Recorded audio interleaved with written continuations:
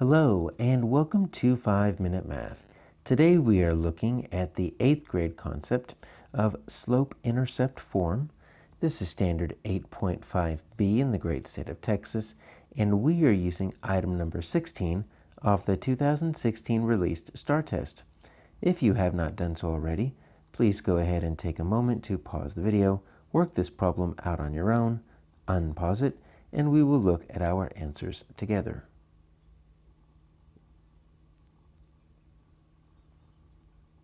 So we have 4 different tables here, and we need to write an equation from this word problem that they've given us here, where they say y is 3 more than the quotient of x and 2. That's all they're going to give us. How do we turn that into an algebraic expression that we can use? Well, let's start with this. Y is, all right, so that is signals that it's going to be the equal sign.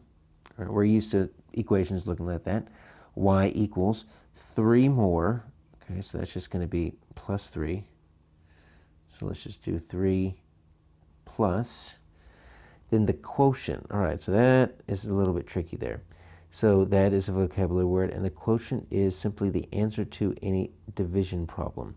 You're not going to find that on your mathematics chart, so that's a term that you have to memorize, just like product is the answer of any multiplication problem, difference for subtraction, sum for addition. So the quotient of x and 2.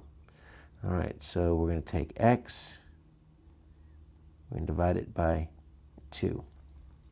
Now, if you look at it closely, that's actually kind of similar to what we do with our slope-intercept form, right? So slope-intercept form is usually y equals mx plus b. Well, here's our y-intercept. So we can easily just kind of put that plus 3 on the back side. And we can do that x plus 2. The x over 2. The only thing is typically we're used to multiplying those two. So if we really wanted to, right, dividing by 2 is the same as 1/2 x plus 3.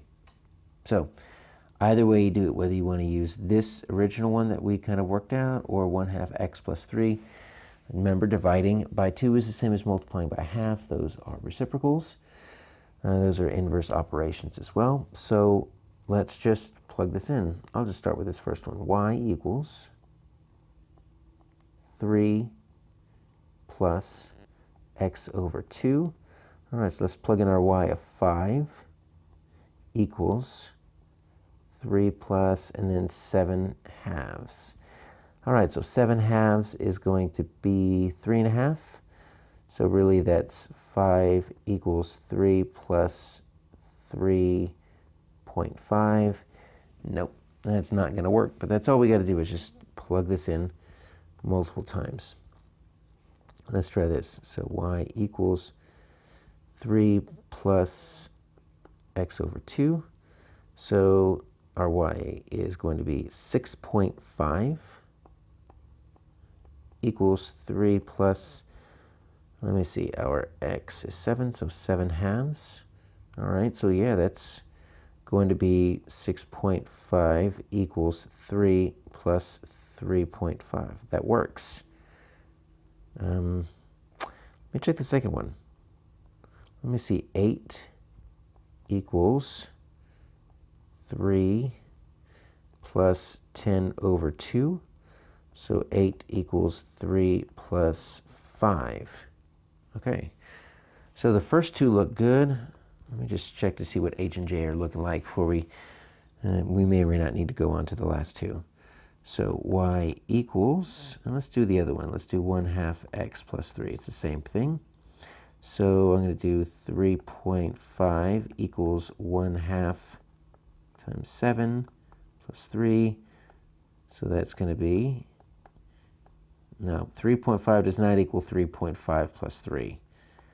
That's a no. And let's just do the last one over here. So my y is, I can tell you that's not going to work. 0.5, that's too small. 1/2 times 7 plus 3. So 0.5 does not equal 3.5 plus 3. It's 6.5, which only works over here when we're looking at that one. So our answer is G.